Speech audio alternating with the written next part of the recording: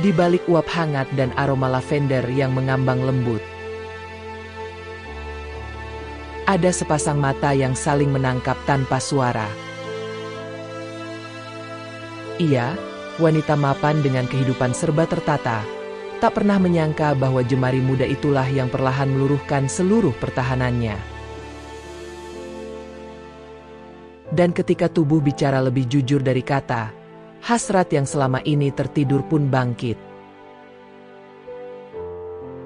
Mendesak keluar dari setiap helaan napas dan sentuhan yang nyaris tak bersuara. Selamat datang di sebuah kisah cinta yang tak biasa, sensual, menggoda, dan tak mungkin terlupa. Halo para sahabat. Setelah menikmati alur cerita video ini yang mengupas tentang perselingkuhan, cinta sesaat, cinta semalam, ataukah pengalaman para pelaku cinta kilat, mohon berikan subscribe, like, dan komentar agar kami termotivasi untuk membuat cerita romantis yang lebih panas sekaligus memabukkan. Dan selamat menonton cerita cinta yang panas ini. Senja mulai merayap pelan di balik jendela kantor lantai atas, menyiram ruang kerja Ratna Ambarukmo dengan cahaya jingga yang lembut. Di balik meja eksekutif berlapis kayu mahoni, wanita 35 tahun itu duduk diam, menatap tumpukan dokumen yang seakan tak pernah habis. Tapi matanya tak benar-benar melihat. Pikiran Ratna melayang jauh, menyusuri lorong waktu yang sepi. Sebagai direktur keuangan sebuah perusahaan besar, hidupnya sudah teratur seperti angka-angka dalam laporan keuangan. Rutinitas pagi sampai malam tak pernah berubah. Rapat, telepon, negosiasi, dan kesepakatan. Semua itu membawanya pada kesuksesan yang diidamkan banyak orang, tapi juga pada ruang kosong di dalam jiwa yang tak pernah terisi. Ratna menarik nafas dalam-dalam, mencoba mengusir rasa penat yang menumpuk, seperti bayang-bayang gelap di sudut hatinya. Di usianya yang tidak muda lagi, tak ada cerita cinta yang pernah benar-benar mengisi hidupnya. Ia adalah perawan tua di mata banyak orang, sebuah label yang tak pernah ia pedulikan, sampai kesunyian itu menjadi nyata. Sore itu, di tengah heningnya kantor yang mulai lengang, Ratna merasa ada sesuatu yang hilang. Bukan hanya tentang cinta, tapi tentang rasa hidup yang selama ini ia abaikan demi ambisi dan karir. Sebuah suara lirih dalam dirinya mulai berbisik, mengingatkan akan mimpi-mimpi lama yang pernah ia simpan rapat-rapat. Matanya terangkat menatap langit senja, yang mulai gelap di luar jendela. Mungkin aku butuh sesuatu yang berbeda, gumamnya pelan, seolah mengucapkan janji untuk dirinya sendiri. Kepalanya berat, jiwanya mengambang, tubuhnya seolah tak tahan lagi dengan logika. Ratna menutup laptopnya pelan. Ada getaran asing di dalam dada. Sebuah kehampaan yang tak lagi bisa ia lawan dengan pekerjaan. Tanpa banyak pikir, ia mengambil ponselnya, membuka chat dengan salah satu kolega wanita yang biasa berbagi tips tempat relaksasi. Butuh tempat spa yang nyaman, bersih, dan sepi. Ada saran? Balasannya cepat datang. Coba Purnamaloka di Jalan HR Muhammad. Privat, tapi katanya ada layanan khusus kalau kamu minta tirai ditutup. Ratna tersenyum miris membaca emoji itu. Ia tidak yakin akan meminta layanan khusus apapun, tapi ia lelah dan malam masih panjang. Hari Sabtu sore, langit Surabaya diselimuti mendung tipis, seolah memberi perlindungan halus bagi keputusan yang diambil Ratna. Ia melangkah ke dalam sebuah spa yang tersembunyi di antara deretan butik mewah, tempat yang hanya dikenal lewat bisikan kalangan tertentu. Lobi spa itu tenang, diterangi lampu kuning redup dan harum melati yang menggantung lembut di udara. "Selamat datang, Bu," sapa resepsionis dengan senyum terlatih. Namun hari itu ada sedikit perbedaan dalam pelayanan. Terapis senior sedang full boket. "Kami siapkan terapis baru, namanya Angga," ujar si resepsionis. Ratna sempat ragu. Ia tak terbiasa disentuh oleh pria asing. Bahkan memeluk pun sudah bertahun-tahun tak terjadi dalam hidupnya. Tapi mungkin inilah waktunya membuka tirai lama, yang mengurungnya terlalu lama. Ia dipersilakan masuk ke sebuah ruang spa privat. Ruangan itu hangat dan teduh. Musik gamelan lembut mengalun seperti bisikan masa lalu. Lalu datanglah Angga, pria muda berusia 25 tahun, berperawakan tenang, dengan senyum yang menyeratkan antara kerendahan hati dan kepercayaan diri. "Selamat sore, Bu. Silakan rileks, saya akan mulai dari punggung," ucap Angga sopan, namun suaranya terdengar sangat manusiawi. "Hang." Ratna berbaring. Tatkala jari-jari Angga mulai menjelajahi tulang belikat dan bahunya yang kaku, bukan hanya otot-ototnya yang melemas. Sesuatu dalam dirinya mulai retak. Sebuah lapisan pertahanan yang selama ini tak tersentuh. Pijatan itu bukan sekadar tekanan pada kulit dan otot. Sentuhan Angga seakan berbicara. Kadang lembut seperti gerimis bulan Juni, kadang tegas seperti arus di kali masa kecilnya. Ratna mencoba menahan gelombang perasaan yang mulai muncul. Tapi tubuh kadang lebih jujur dari pikiran. Ia merasa tenang, hangat, dan dilihat. Ketika sesi hampir usai, Angga meletakkan telapak tangannya di punggung Ratna untuk beberapa detik yang terasa seperti selamanya. Bukan karena berani, tapi seperti ingin menyampaikan sesuatu yang tak bisa diucapkan dalam kata-kata. Dan Ratna, untuk pertama kalinya dalam bertahun-tahun, tidak merasa ingin lari dari keintiman itu. Malam itu, di kamarnya yang luas dan sepi di Pakuwon City, Ratna tak bisa tidur. Ia teringat mata Angga yang jernih, dan tangan yang seolah bicara lebih jujur dari siapapun yang pernah ia kenal. Ia memeluk dirinya sendiri, bukan karena dingin, tapi karena ada ruang yang mulai terbuka di dalam dadanya. Dan di ruang itu, ia sadar, ia tidak takut lagi untuk merasa.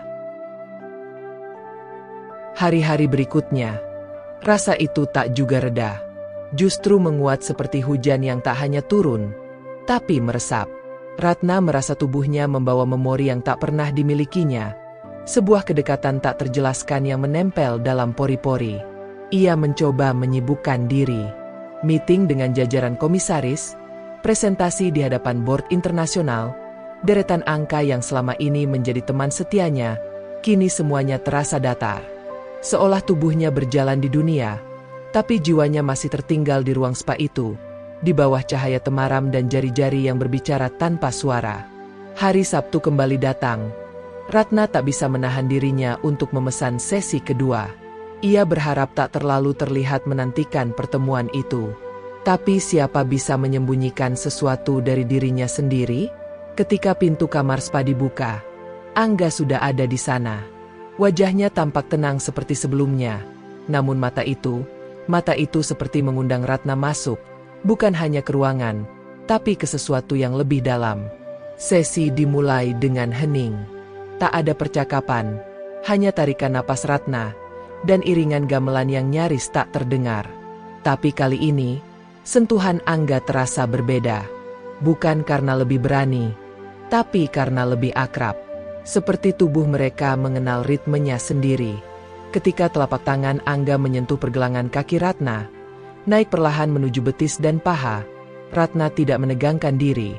Ia justru memejamkan mata, seolah berkata dalam diam, "Aku percaya." Dan Angga mengerti. Ia tak melewati batas, tapi justru menyentuh dengan kehadiran yang utuh. Penuh kesadaran, penuh penghormatan. Di momen tertentu, tangan mereka bersentuhan singkat. Tak disengaja, tapi juga tak ditarik menjauh. Sentuhan itu kecil, namun seperti menyulut nyala dalam ruang gelap, yang terlalu lama terabaikan. Saat sesi selesai, Ratna tetap berbaring beberapa detik lebih lama dari biasanya. Ia mendengar Angga menyesuaikan handuk, lalu duduk di kursi pojok. Hening kembali menggantung. "Aku tahu ini tak biasa," suara Angga akhirnya terdengar, lirih tapi jujur. "Tapi, saya merasa ibu sedang menunggu sesuatu yang juga saya rasakan." Ratna menoleh perlahan, hanya dengan sorot matanya. Tak ada senyum, tak ada tawa kecil. Hanya keheningan yang lebih dalam dari ratusan percakapan. "Aku tak sedang mencari," jawabnya pelan, "tapi mungkin aku sedang menemukan." Dan disitulah, untuk pertama kalinya, tubuh tak hanya berbicara, Ia menjadi bahasa itu sendiri. Dan jiwa yang selama ini membungkam, akhirnya terusik. Sejak pertemuan kedua itu, Ratna tak pernah kembali ke ruang spa yang sama. Ia tak perlu lagi mencari kehangatan di balik tirai aroma dan musik gamelan. Kini, sumber kehangatan itu perlahan pindah ke tempat lain, ke dalam rumahnya sendiri, dan lebih dalam lagi, ke dalam jiwanya. Ia menghubungi Angga 2 hari setelah sesi spa terakhir. Dengan suara bergetar namun penuh keberanian, ia mengucap kalimat sederhana yang mengubah segalanya. Kalau kamu tidak keberatan, datanglah ke rumahku. Hanya untuk ngobrol. Tak ada yang aneh. Angga datang pada sore hari, mengenakan kemeja putih sederhana dan celana jeans. Tampil bersih, namun ada gugup yang tak bisa ia sembunyikan. Sebuah rumah mewah di Pakuan City menyambut Angga, dengan gerbang megah dan taman yang terawat rapi, jauh dari kehidupan sederhana yang biasa ia jalani. Ratna menyambutnya di teras belakang, di mana angin sore membawa aroma melati dari kebun kecilnya. Ia tak mengenakan setelan kantor hari itu. Hanya dress katun selutut berwarna gading. Rambutnya digerai. Dan senyumnya, bukan senyum seorang direktur, melainkan senyum seorang perempuan yang ingin dikenali lebih dalam. Mereka mengobrol tentang hal-hal ringan, dari musik, masa kecil, kenangan pertama dengan spa, dan mengapa Angga memutuskan jadi terapis. Tapi perlahan, obrolan itu menggali luka-luka masa lalu. Ratna menceritakan tentang masa remajanya yang dibungkam ayah yang keras, tentang peminangan yang dibatalkan sepihak karena status sosial, tentang bagaimana ia menutup pintu-pintu hati untuk fokus pada karir. Angga pun membuka sisi kelamnya. Tentang ibunya yang wafat saat ia SMA, ayah yang tak pernah kembali, dan bagaimana dunia pijat jadi tempat ia belajar menyentuh orang, bukan hanya secara fisik, tapi juga secara batin. Sore itu berubah jadi malam. Lilin-lilin kecil dinyalakan. Makanan ringan berubah jadi makan malam sederhana di ruang makan. Dan tatapan yang awalnya ragu, kini mulai percaya. Setelah malam itu, kunjungan Angga ke rumah Ratna menjadi lebih sering. Awalnya seminggu sekali, lalu 2 kali, lalu tak terhitung. Spa akhirnya ditinggalkan Angga. Ratnalah yang meminta dengan halus, menawarkan kompensasi yang setara dengan keberanian Angga memilih jalan baru. Dan rumah itu, yang dulu sunyi meski luas, kini tak lagi sepi. Ada suara langkah, tawa kecil, percakapan dini hari, dan diam yang tak lagi dingin. Ada juga malam-malam di mana kedekatan mereka tak lagi dibatasi bahasa. Ketika kecanggungan berubah menjadi keintiman, yang dibungkus lembut oleh waktu dan cahaya remang. Ratna tak terburu-buru, dan Angga tak menuntut. Mereka saling belajar ritme tubuh, gerak napas, dan detak jantung. Seakan dunia luar tak penting, asal pelukan mereka utuh. Dan pada malam tertentu, ketika hujan turun pelan, Ratna menyadari bahwa cinta sejati kadang datang bukan dengan dentuman, tapi dengan desah yang tak pernah pergi. Tapi cinta yang datang dengan lembut pun tetap membawa pertanyaan, tentang masa lalu yang belum sempat dikisahkan secara utuh, tentang luka-luka yang masih tersimpan di balik senyum mereka. Dan malam itu, ketika kopi hangat tersaji di beranda, Ratna menatap Angga dengan sorot mata yang tak sekadar ingin tahu, tapi ingin mengerti. Aku ingin tahu kamu, bukan hanya sekarang, tapi kamu yang dulu, kamu yang belum mengenalku, ujar Ratna perlahan. Angga diam sejenak. Ia mengalihkan pandangan ke pekarangan, tempat angin mengayun ranting pohon Kamboja. Lalu ia mulai bercerita tentang ibunya yang mengajarinya memijat sejak kecil, bukan untuk mencari uang, tapi untuk menyembuhkan. Tentang malam-malam di kontrakan sempit Surabaya Barat, saat ia belajar mendengar keluh tubuh orang-orang yang datang, lebih karena kelelahan hidup daripada pegal semata. Tentang ayahnya yang pergi tanpa kabar, dan tentang rasa marah yang dulu menyelimutinya, sebelum akhirnya ia berdamai dengan sunyi. Aku takut waktu pertama kali kamu mengajakku ke rumah ini, kata Angga pelan. Takut kalau semuanya cuma sementara. Takut kalau aku hanya jadi pelarian.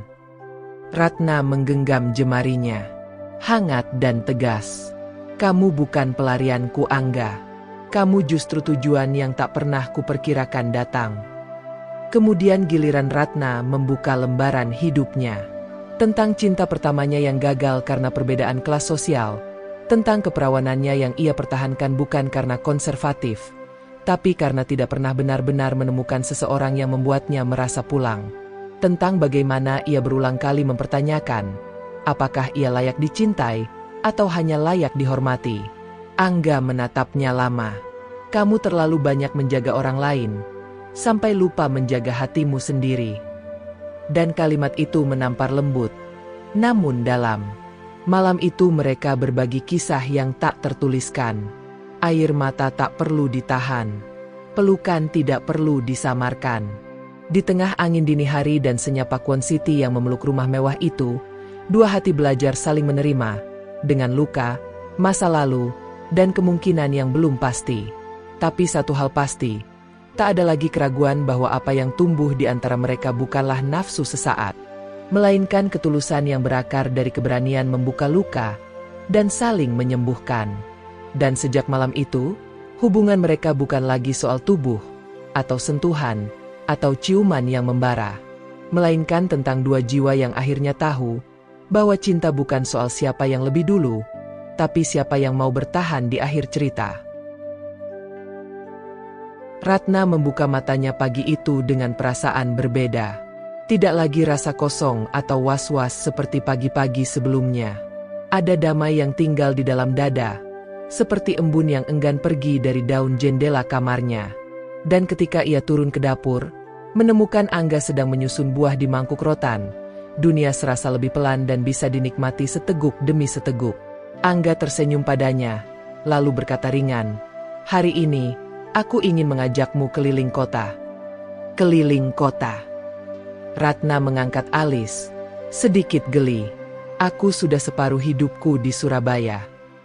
Justru karena itu, aku ingin menunjukkan Surabaya dari mataku. Bukan dari balik kaca mobil direktur keuangan, tapi dari jalanan, dari pinggiran taman, dari gang kecil yang penuh kejutan." Dan Ratna mengangguk, seperti anak kecil yang siap belajar ulang mengeja dunia. Mereka naik skuter Vespa Angga, yang mesinnya kadang batuk tapi setia, menelusuri jalan-jalan sempit di sekitar Jembatan Merah, mencicipi rujak cingur dari warung yang bahkan tak punya nama, lalu duduk berdua di bangku kayu di depan gedung tua yang catnya mulai mengelupas. "Tempat ini dulu tempat ibuku kerja jadi tukang bersih-bersih," ujar Angga pelan. "Setiap sore aku nungguin dia di tangga itu, bawa buku pelajaran. Aku hafalin pelajaran sambil lihat langit sore dari sela jendela pecah." Ratna menggenggam tangannya erat. Tak ada kata yang cukup untuk mewakili rasa haru itu. Mereka lanjut berjalan ke Taman Bungkul, menyaksikan anak-anak kecil berlari-lari dengan suara tawa yang riuh, seperti masa lalu yang tak pernah benar-benar hilang. Lalu duduk di pinggir Sungai Kalimas, menyaksikan air mengalir tanpa suara tapi tak pernah berhenti. Di sana, Angga mengeluarkan kotak kecil dari saku jaketnya. "Ini bukan lamaran," katanya buru-buru, membuat Ratna tertawa. "Belum. Tapi aku ingin kamu tahu, sejak kamu masuk ke hidupku, aku merasa hidupku tak lagi seperti halaman kosong. Kamu seperti paragraf pertama dalam buku yang akhirnya layak ditulis." Ratna membuka kotak itu. Sebuah cincin sederhana dari perak, dengan ukiran kecil bertuliskan, "Qadarullah." "Aku percaya, semuanya bukan kebetulan," lanjut Angga. "Kamu, aku, spa itu, bahkan kesendirian kita masing-masing. Semua bagian dari cerita yang sudah digariskan." Ratna menahan napasnya. Hatinya sesak oleh kehangatan. Dan di tengah hiruk-pikuk kota yang berjalan cepat, mereka memilih diam dalam pelukan waktu, membiarkan cinta tumbuh seperti akar pohon di taman, pelan-pelan tapi mengakar kuat. Jejak mereka mungkin tak tercetak di trotoar Surabaya, tapi tertulis di dada mereka masing-masing, sebagai cerita tentang dua orang yang berani memulai, meski masa lalu mereka tak sempurna. Tapi tak ada kisah yang tumbuh tanpa godaan, tanpa guncangan yang menguji akar cinta sejati. Dan pada hari ketika Ratna duduk di ruang kerjanya yang sunyi di lantai 21 kantor pusat, Email dari masa lalu tiba seperti badai kecil yang mengetuk jendela hati. Dari bram.r@dahanainvest.com. Mail to ratna@dahanainvest.com. Subjek: lama tak bersua. Ratna. Masih ingat senja terakhir kita di Jakarta? RAT? Kau bilang aku pengecut karena tak memilihmu. Mungkin kau benar. Tapi aku tak pernah benar-benar melupakanmu. Aku dengar kau sekarang di Surabaya. Dan sendiri? Jika kau tak keberatan, aku akan ada di kota ini beberapa hari. Mungkin kita bisa ngopi. Sekadar nostalgia. Ratna menatap layar laptop itu cukup lama hingga layar meredup sendiri. Nama itu, Bram. Pria pertama yang membuatnya percaya akan cinta, lalu membuatnya tak ingin jatuh cinta lagi. Ia terdiam cukup lama hingga sekretarisnya masuk tanpa diketuk, membawakan berkas erjen. Dunia terus berjalan. Tapi hatinya mulai terseret ke masa lalu, seperti pasir yang ditarik ombak secara tiba-tiba. Angga tak tahu soal email itu. Malam harinya, ia pulang ke rumah Ratna, membawa semangkuk rawon dan segelas es kopior yang ia beli di dekat rumah kos lamanya. Untukmu, yang selalu bilang kerja itu melelahkan dan cinta itu menyegarkan, katanya sambil bercanda. Ratna tersenyum, tapi matanya tak sepenuhnya hadir. Ia sedang bertarung dengan pikirannya sendiri. Apakah harus berkata jujur? Apakah luka lama harus dibuka kembali hanya karena satu pesan? Angga merasakan perubahan energi itu. Ia tahu Ratna sedang memendam sesuatu, tapi ia tak ingin memaksa. Ia hanya menggenggam tangan Ratna dan berkata dengan suara lembut, "Kalau nanti ada hari-hari yang terasa ragu, peluk aku dulu. Jangan diam." Dan malam itu, Ratna berbaring di sisi Angga dengan dada yang penuh pertanyaan. Ia tak bisa memutuskan akan membalas email Bram atau tidak. Tapi ia tahu satu hal, hubungan yang kuat bukan hanya diukur dari tawa dan pelukan, tapi dari seberapa besar mereka mampu bertahan dalam senyap yang menyimpan banyak gemuruh. Di balik keheningan itu, Ratna mulai menyadari, cinta sejati tidak datang untuk menyelamatkan dari masa lalu, tapi hadir untuk berdamai dengan seluruh bab yang pernah ditulis, agar lembar baru bisa dimulai dengan kepala tegak dan hati lapang. Ratna menghabiskan akhir pekan itu dalam keheningan, hanya ditemani suara angin yang menyusup lewat kisi jendela kamarnya. Ia menyalakan diffuser aroma lavender, berharap uap harum itu bisa menenangkan pikirannya, seperti sentuhan pertama Angga di ruang spa, lembut, menenangkan, dan tanpa tuntutan. Email dari Bram belum ia balas. Ia menulis dan menghapus draft beberapa kali, tapi akhirnya memutuskan untuk tidak mengirimkan apapun. Masa lalu, pikirnya, memang seharusnya dilihat, bukan diundang kembali masuk. Di tengah kebimbangannya, Angga mengajaknya pergi ke tempat yang tak biasa, sebuah panti asuhan kecil di pinggiran kota. "Aku pernah tinggal di sini sampai usia 15, ujar Angga pelan. Sampai akhirnya ada donatur yang membiayai kursus pijat dan aromaterapi. Hidupku berubah dari sini." Ratna terdiam. Ia belum pernah mendengar sisi ini dari Angga. Di antara anak-anak yang memanggil Angga dengan riang, ia melihat pria yang ia cintai bukan sekadar muda dan tampan, tapi seseorang yang berjuang dari luka, dari keterbatasan, dan memilih untuk menjadi cahaya bagi orang lain. Saat perjalanan pulang, Ratna menggenggam tangan Angga. "Terima kasih sudah mengenalkanku pada masa lalumu," katanya. Angga menoleh, lalu berkata tenang, "Kalau kau ingin, aku ingin menjadikanmu masa depanku." Kata-kata itu terasa sederhana, tapi menusuk dalam. Untuk pertama kalinya, Ratna tak lagi takut akan usianya, statusnya, atau omongan dunia luar. Ia merasa pulang, bukan ke rumah yang luas dan sepi, tapi ke dada seseorang yang tahu cara mencintainya tanpa mengurungnya. Malam itu, untuk pertama kalinya, mereka bercinta bukan karena gelora tubuh yang menyala, tapi karena jiwa yang sudah saling membuka.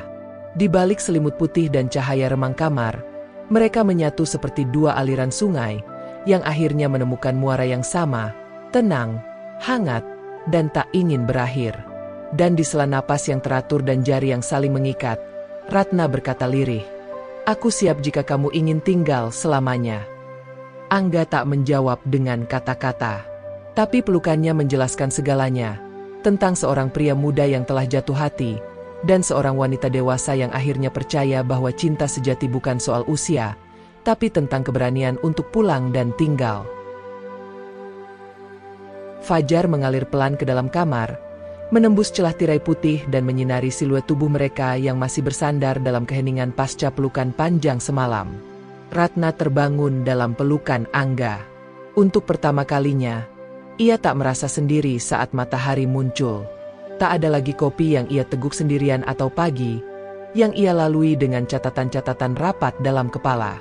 Angga masih tertidur dengan nafas tenang, tapi tangannya tak lepas dari pinggang Ratna. Hangat dan pasti. Ratna menatap wajahnya, seorang pria yang hadir dari ruang spa, tapi perlahan menyentuh jiwanya lebih dalam dari yang pernah ia duga. Ada sekelumit keraguan tentang dunia luar, tentang usia mereka, tentang pandangan keluarga dan kolega. Tapi semua itu seperti asap yang perlahan larut oleh cahaya pagi ini. Di meja makan, Angga membuka kotak kecil berwarna hitam beludru. Tidak dengan gemuruh musik atau kejutan berlebihan, hanya suara lembut dan tatapan yang tulus. Aku tidak punya banyak harta, tapi aku punya niat, keberanian, dan cinta. Kalau kamu bersedia, maukah kamu menikah denganku, Ratna?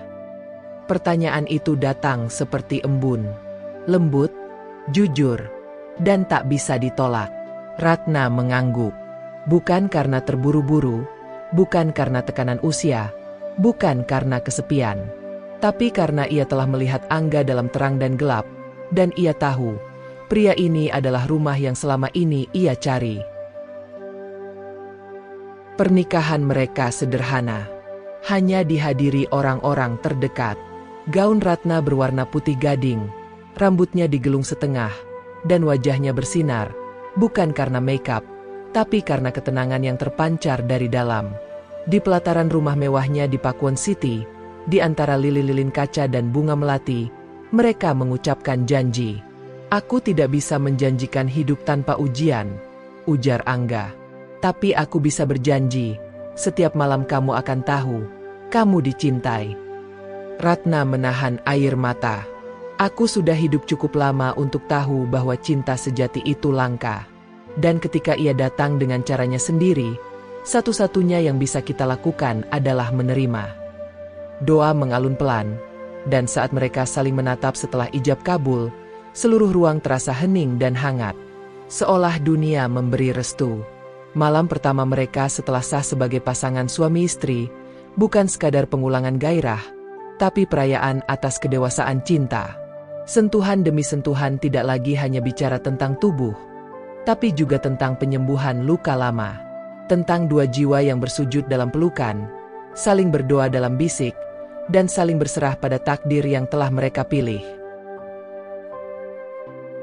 Beberapa bulan kemudian, sebuah surat kecil terselip di meja kerja Ratna. Tulisan tangan Angga. Cinta yang kamu beri padaku tak hanya menyembuhkan, tapi membimbingku menjadi lelaki yang lebih utuh. Aku percaya, Allah mempertemukan kita bukan untuk mengisi kekosongan, tapi untuk saling memperkaya perjalanan ini hingga akhir. Dan begitulah kisah mereka berlanjut. Tidak sempurna, tapi penuh keberanian. Tidak mewah, tapi dalam dan sejati. Karena di balik tirai spa, mereka bukan sekadar menemukan tubuh satu sama lain. Mereka menemukan makna cinta yang lebih hakiki. Cinta yang menerima, memeluk masa lalu, dan menjemput masa depan dengan penuh harap kepadanya. Malam merayap perlahan ke sela-sela bilik kamar, yang kini menjadi saksi dari cinta yang telah disahkan waktu dan restu langit. Ratna berbaring dalam pelukan Angga, tak mengenakan apapun selain napas yang selaras dan senyuman yang tak bisa disembunyikan. Mereka tak lagi tergesa mengejar rindu dengan tubuh, karena kini, setiap sentuhan adalah puisi, setiap bisik adalah doa. Di dada Angga, Ratna menemukan rumah. Bukan hanya tempat bersandar, tapi ruang di mana ia bisa menanggalkan topeng, membuka luka, dan masih dipeluk penuh kasih. Aku dulu takut tua, bisik Ratna malam itu, Jari-jarinya melukis garis halus di dada suaminya. Takut keriputku mengalahkan gairah. Takut tubuhku kehilangan arti. Angga mencium dahinya. Lembut dan lama. Tubuhmu adalah kitab. Dan aku akan membacanya setiap malam dengan rasa syukur. Bukan karena kulitmu, tapi karena kisah yang kamu bawa. Gairah mereka tak pernah padam. Hanya tumbuh dewasa. Tak lagi sekadar gejolak, tapi menjadi ritu suci dua jiwa yang saling memahami. Mereka tidak lagi mengejar puncak, karena bagi mereka, perjalanan menuju sana jauh lebih memabukkan. Tatapan mata lebih dalam daripada ciuman, dan pelukan lebih menyembuhkan daripada apapun yang bisa dijelaskan kata.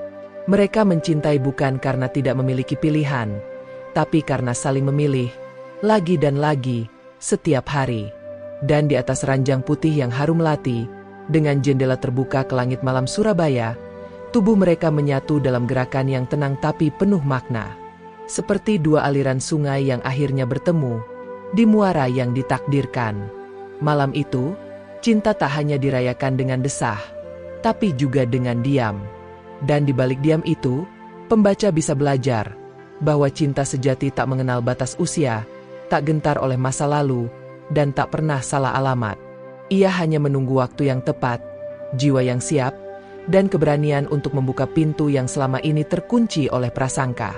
Karena kadang, yang tampak hanya tubuh, tapi yang mengguncang hidup adalah jiwa.